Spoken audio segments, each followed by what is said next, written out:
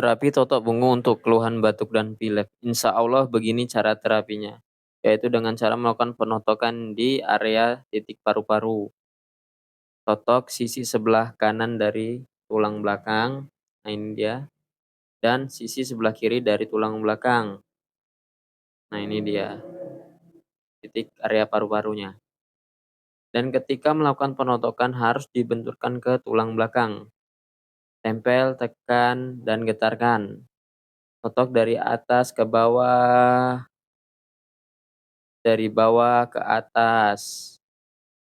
Dan totok sisi sebelah kiri dari tulang belakang, area paru-paru. Dari atas ke bawah, dari bawah ke atas.